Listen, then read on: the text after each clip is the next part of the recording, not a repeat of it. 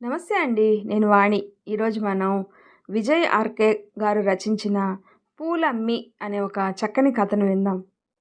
వేసవి సాయంకాలం సముద్రం ఒడ్డున సేద తీరే సమయం. అలలు అప్పుడప్పుడొచ్చి పాదాలను పలకరిస్తూ వెనక్కి వెళ్తూ, మళ్ళీ అల్లరిగా ముందుకు వస్తూ దోబూచులాడుతూ ఉన్నాయి. ప్రతిరోజు చీకటి పడగానే బీచ్‌కి రావడం రామకృష్ణకు ఆనవాయితీ.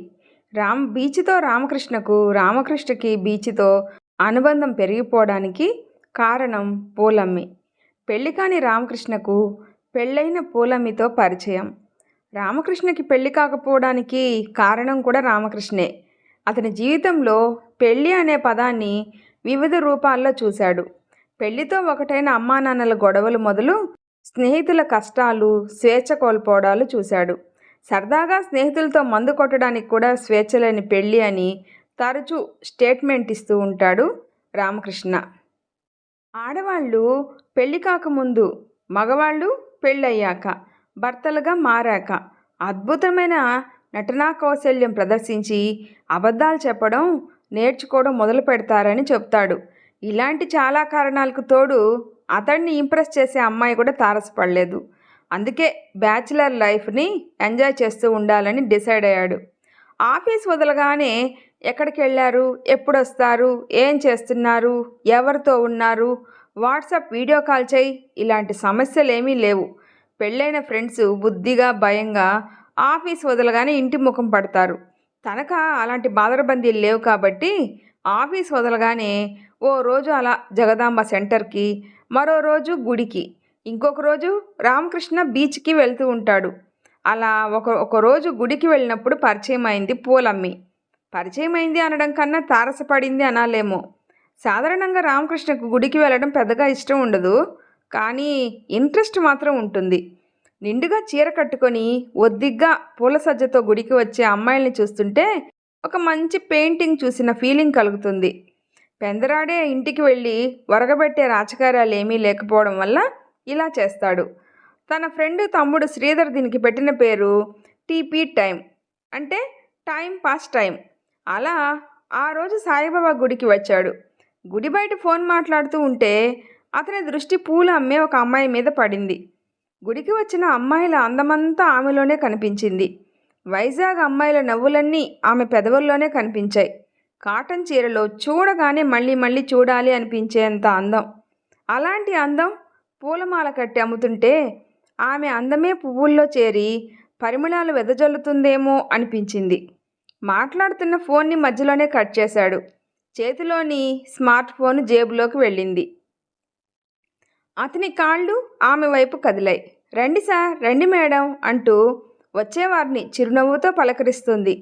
పొడవాటి సన్నటి చేతివేళ్ళు ఆ పువ్వుల్ని మాలగా కడుతుంటే ఆ పువ్వులు పులకరించిపోతున్నట్లుగా ఉంది. సార్, పూలు కావాలా అడిగింది రామకృష్ణను చూసి. వద్దు అంటూనే పర్సులో నుంచి డబ్బులు తీశాడు. ఎన్ని మూరలు సార్ అంటూనే చేత్తో మూరలు కొలుస్తుంటే తన మనసునే కొలుస్తున్నట్టు అనిపించింది. శనివారం వెంకటేశ్వర స్వామి గుడిలో కనిపించింది. శుక్రవారం మరో గుడిలో. ఎప్పుడు కలిసినా పూలు కొంటూనే ఉన్నాడు. ఇంటికి వెళ్ళాక అతని మంచం పక్కనే ఆ పూలన్నీ టీపాయ్ మీద పేరుకుపోతూ ఉన్నాయి. ఆమె మెడలో మెరిసే పసుపు తాడు, నుదుట సింధూరం, కాలివేళ్లకు మెట్టెలు ఆమెకు పెళ్ళయింది అని చెప్పకనే చెప్తున్నాయి. అయినా ఆమెను చూస్తుంటే ఒక ప్లెజెంట్ ఫీలింగు. ఒకరోజు నవ్వుతూ అన్నాడు, నీ దగ్గర పూలు కొనడానికి నేను రోజుకొక గుడికి దగ్గరికి రావాల్సి వస్తుంది. ఆమె ఏమాత్రం అతన్ని నొప్పించకుండా, బీచ్లో అయితే రోజు సాయంత్రం నుంచి చీకటి పడే వరకు ఉంటాను. మేడం కోసం పూలు కొనాలనుకుంటే అక్కడికి రండి అంది అదే చిరునవ్వుతో. అలా అతనికి ఆమె ద్వారా బీచ్తో మరింత అనుబంధం పెరిగింది. సాయంత్రం ఆఫీస్ వదలగానే బీచ్కి వెళ్ళడం, ఆమెతో కాసేపు మాట్లాడడం, పూలు కొనడం. రోజు మేడంకి పూలు తీసుకువెళ్తారు. మేడంని ఒకసారి తీసుకురండి సార్ అంది కాస్త చనువు పెరిగాక. నవ్వి ఊరుకున్నాడు రామకృష్ణ. పెళ్ళైన అమ్మాయి పట్ల తాను ఏర్పరచుకున్న ఫీలింగ్ ఏమిటో అతనికే అర్థం కావటం లేదు. ఒకరోజు అడిగాడు, నీ పేరేమిటి అని ధైర్యం చేసి. అందరూ పూలమ్మి అంటారు, అదే నా పేరనుకోండి అంది ఆమె నవ్వుతూ. ఆ నవ్వు ఆమె అమ్మే పూల కన్నా ఎక్కువ పరిమళాలు వెదజల్లుతున్నట్లు అనిపించింది. ఆమె దృష్టిలో అతను వివాహితుడు. అతను అలాగే నటించేశాడు. బీచ్లో జంటల్ని చూసినప్పుడు ఒకప్పుడు ఏమీ అనిపించేది కాదు. కానీ ఇప్పుడు కొద్దిగా ఏదో ఫీలింగ్. పూలమ్మి పక్కన నిలబడి మాట్లాడుతున్నప్పుడు ఆమె జడలోని సన్నజాజులు అతన్ని ఉక్కిరి బిక్కిరి చేస్తున్నాయి. సరిగ్గా అప్పుడే అతని జీవితాన్ని మలుపు తిప్పే ఒక సంఘటన జరిగింది. ఆ రోజు పూలమ్మి రాలేదు. ఆ రోజే కాదు, మరుసటి రోజు కూడా రాలేదు. మూడవ రోజు, నాలుగవ రోజు పూలమ్మితో పరిచయమైన నాటి నుంచి ఇప్పటి వరకు పూలు అమ్మని రోజే లేదు. వర్షం వచ్చినా సరే గొడుగు వేసుకుని మరీ బీచ్కి వచ్చేది. రామకృష్ణ కుదురుగా ఉండలేకపోయాడు. పూలు అమ్మే ప్రతి గుడికి వెళ్ళాడు. సాయిబాబా గుడికి, వెంకటేశ్వర స్వామి గుడికి, దుర్గా గుడికి. ఎక్కడా కనిపించలేదు. బీచ్కి రావడమూ లేదు. పూలమ్మకి ఏమైంది? రామకృష్ణ అన్వేషణ మొదలైంది. గుడిలో పూలు అమ్మేవాళ్లను, బీచ్లో పూలు అమ్మేవాళ్లను ఎంక్వైరీ చేశాడు. ఎట్టకేలకు పూలమ్మి చిరునామాని సంపాదించాడు. ఆఫీస్ వదలగానే పూలమ్మని వెతుక్కుంటూ బయలుదేరాడు. పూలమ్మి ఇల్లు ఊరికి చివర్లో ఉంది. పూలమ్మి ఇంటిని సమీపిస్తున్న కొద్దీ రామకృష్ణలో ఉద్వేగం. పూలమ్మని చూడబోతున్నాను అన్న ఉద్వేగం ఓవైపు.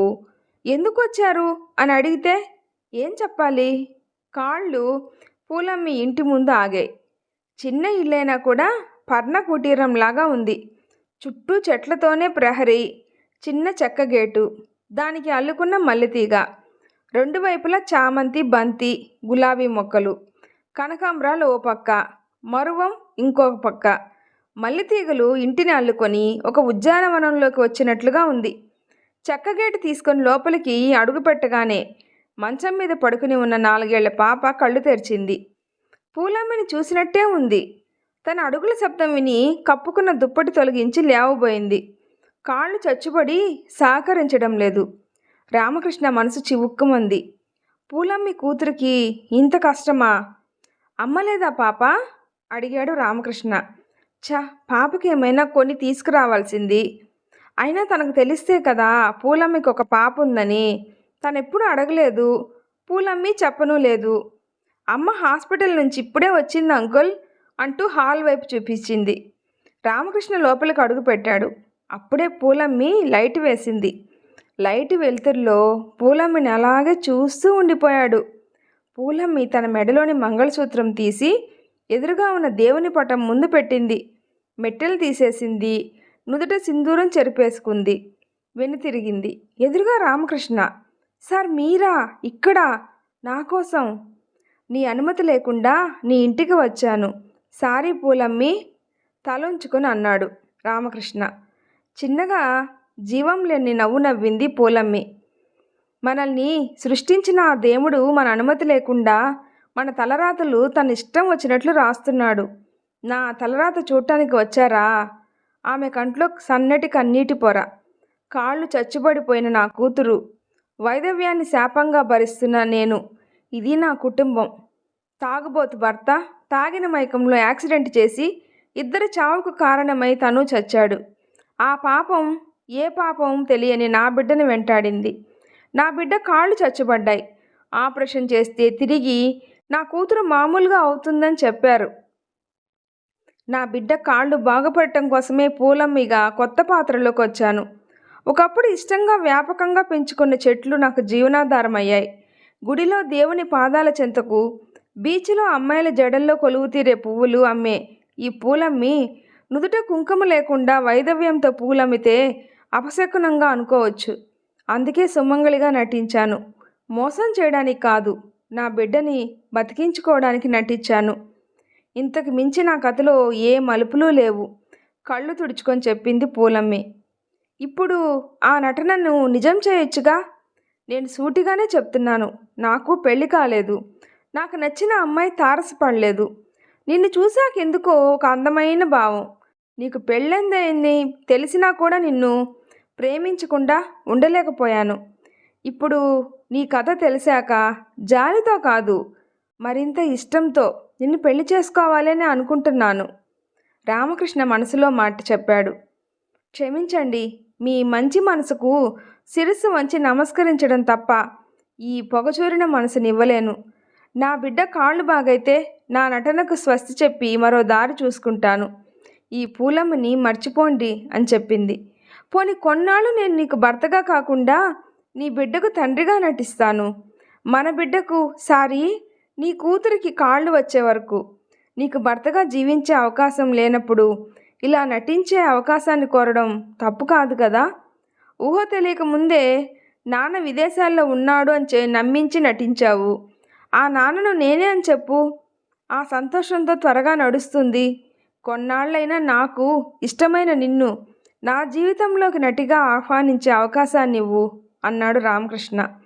అప్పటికే కూతురు వాకింగ్ స్టిక్ సాయంతో అక్కడికి వచ్చి, ఎవరమ్మా, నాన్నొచ్చాడా? ఆ చిన్నారి కళ్ళల్లో వెలుగు, కూతురి కళ్ళల్లో వెలుగు చూసి ఒక క్షణం ఏమీ మాట్లాడలేకపోయింది. అప్పటికే రామకృష్ణ ఆ పాపను దగ్గరగా తీసుకున్నాడు. భలే కనిపెట్టావు, ఎంతైనా నా కూతురువే కదా అన్నాడు పూలమ్మి వైపు చూడకుండా. నేనంతే నాన్న, అప్రయత్నంగా అంది. ఆ పిలుపుకు చిన్నప్పటి నుంచి దూరమైన ఆ పాప. మరి నీ బట్టలు తెచ్చుకోలేదు, నా కోసం ఏమీ తేలేదు, నువ్వు బోల్డ్ గిఫ్టులు తీసుకొస్తావని చెప్పిందమ్మా అంది అమాయకంగా. ఆఫీస్ పని మీద వచ్చానమ్మా, నీ కాళ్ళు బాగయ్యాక మిమ్మల్ని పెద్ద ఇంట్లోకి తీసుకువెళ్తాను అని చెప్పాడు. ఆ పాప ఆ నటన నిజమేనని నమ్మి బయటికి వెళ్ళి పూలతో మాట్లాడుతూ ఉంది. మా నాన్న వచ్చాడు అని చెప్తూ మురిసిపోతూ ఉంది. అలా అతని పాత్ర నటన మొదలైంది. కానీ అతను జీవిస్తున్నాడు. అతని దినచర్య మారిపోయింది. ఆఫీస్ నుంచి వచ్చేటప్పుడు పాప కోసం బొమ్మలు తీసుకురావడం, పాపను బయటకు తీసుకుని వెళ్ళడం, అనివార్యంగా పూలమ్మి కూడా అతనితో పాటు వెళ్ళక తప్పడం లేదు. ఒకరోజు బీచ్కి వెళ్ళారు. మొదటిసారి బీచ్కి వచ్చిన పాప అక్కడ ఉన్న పిల్లల్ని చూసి కేరింతలు కొట్టింది. ఇద్దరి చేతులు పట్టుకొని ఇద్దరి భుజాల మీద ఆడుకుంది. సినిమాకు తీసుకువెళ్తాడు. అమ్మ ఒడిలో కూర్చుంది. పూలమ్మి భుజం తాకుతుంటే రామకృష్ణ మనసులో చిన్నపాటి ఉద్వేగం. పాపకు రామకృష్ణకు మధ్య బంధం పెరిగింది. అయినా తన పరిధిని మించి ఎప్పుడు కూడా పూలమ్మి ఇంట్లోకి, ఆమె గదిలోకి అడుగు పెట్టనే లేదు. పాప ఎన్నోసార్లు ఎందుకు నాన్న లోపలికి రావు అంటే ఏదో ఒక కారణం చెప్పేవాడు. పూలమ్మి రామకృష్ణ కోసం టిఫిన్ చేయడం మొదలుపెట్టింది. తర్వాత వంట చేసి క్యారేజ్ ఇవ్వడం కూడా మొదలైంది. ఆ తర్వాత అతని కోసం ఎదురు చూడటం అలవాటైంది. ఒకరోజు వర్షంలో తడిసి వస్తే అప్రయత్నంగా అతని తల తుడిచింది తన చీర కొంగుతో. అతని బట్టలు ఉతికి ఆరేసింది, ఇస్త్రీ చేసింది. తను పాప కోసం నటిస్తుందా, అతని మీద ప్రేమతో జీవిస్తుందా అర్థం కాలేదు పూలమ్మకి. పాపకు ఆపరేషన్ అయింది. కాళ్ళు బాగుపడ్డాయి. లేచి నడుస్తూ ఉంది, పరిగెత్తుతూ ఉంది. ఆ రోజు పాప పుట్టినరోజు. పెద్ద కేక్ తెచ్చాడు, కొత్త బట్టలు తెచ్చాడు. పాపతో కేక్ కట్ చేపించాడు. పెద్ద సందడి. అతని మనసులో చిన్న అలజడి. హడావుడంతా ముగిసింది. అర్ధరాత్రి కావస్తుంది. అప్పటి వరకు ఆడుకొని అలసిపోయిన పాప నిద్రలోకి జారుకుంది. గడప లోపల పూలమ్మి, గడపకి యువతల రామకృష్ణ. నేను వెళ్తున్నాను అని చెప్పాడు రామకృష్ణ. రేపు కొంచెం పెందలాడే రావచ్చుగా, మీకు ఇష్టమైన మినపప్పు మిక్సీలో వేశాను, మినప వడలు, సాంబారు, మీకు ఇష్టమైన పల్లీ చట్నీ అని. పోనీ ఈ రాత్రికి ఇక్కడే ఉండిపోవచ్చుగా ఆశగా అంది పూలమ్మి. వెళ్ళిపోతాను అని అంటున్నది ఈ ఊరి నుంచి. పాపకు కాళ్ళు వచ్చాయి. నా జ్ఞాపకాలకు సరిపడా అనుభూతి దొరికింది. ఇంకా నటించి ఒక నటుడిగా బతకలేకపోతున్నాను. ఎప్పుడైనా సినిమా పూర్తయితే పాత్ర నటనను వదిలి వెళ్ళిపోవాల్సిందేగా. అందుకే ఇప్పుడే ఇక సెలవని రామకృష్ణ గొంతు గాద్గదిక్కం అవుతుంది. పాపకు నాన్న ఆఫీస్ పని మీద మళ్ళీ వెళ్ళాడు అని చెప్పు. నువ్వు జాగ్రత్త పూలమ్మి వెనుదిరిగాడు. పూలమ్మి కళ్ళల్లోకి చూసి అక్కడి నుంచి వెళ్ళలేక పూలమ్మి అలాగే నిలబడిపోయింది. మొదటిసారి రామకృష్ణ తెచ్చిన చీర కట్టుకుంది. మొదటిసారి మనస్ఫూర్తిగా జడలో రామకృష్ణకు ఇష్టమైన పువ్వులు పెట్టుకుంది. మొదటిసారి నటించడం మాని జీవించింది. వెళ్ళండి, ఎంతైనా మగమహారాజులు కదా. కూతురి పుట్టినరోజు కూడా బలాదుర్ తిరగండి. ఇంట్లో భార్య ఉంది, అది తన కోసం ఎదురు చూస్తుంది అని ఆలోచించకుండా వెళ్ళండి. పూలమ్మి ఉక్రోషంగా అంది. గొంతులో దుఃఖం తన్నుకొని వస్తుంది. ఒక్కసారిగా గిరుక్కుని వెనక్కి తిరిగాడు. గుమ్మం ముందు నిలబడి తాను తెచ్చిన చీర కట్టుకొని తలలో పువ్వులకు పెట్టుకొని తన పూలమ్మి కళ్ళ నుండి నీళ్లు వంపుకొని మనసు నిండా ప్రేమ నింపుకొని 2 చేతులు చాచి గుమ్మానికి అడ్డు తొలగి లోపలి గదిలోపలికి తన మనసు గదిలోకి ఆహ్వానిస్తూ నుదుట కుంకుమ చెదిరి తలలో పూలు అలసి ఒంటి మీద ఉన్న ఆచ్ఛాదనలు చెదిరి దేహాలు ఒక్కటై తెల్లవారుజామున వినిపించే కూకోవల సుప్రభాతం వింటూ ఒకరినొకరు చుట్టుకొని నిన్నటి వరకు నటించిన పాత్రలకు జీవం పోసి నటన వదిలి దాంపత్య జీవితంలోకి అడుగుపెట్టారు. మరోసారి పూలమ్మిని చుట్టేస్తూ, అవును, నీ పేరేమిటి పూలమ్మి అని అడిగాడు. మీరు ప్రేమతో పిలిచే పేరే పూలమ్మి, అతని గుండెలో ఒదిగిపోతూ చెప్పింది పూలమ్మి. ఈ స్టోరీ కనుక మీకు నచ్చినట్లయితే ప్లీజ్ లైక్ చేసి షేర్ చేయండి, సబ్స్క్రైబ్ చేసుకోండి. స్టోరీ ఎలా ఉందో తప్పకుండా కామెంట్ చేయండి. Thanks for listening.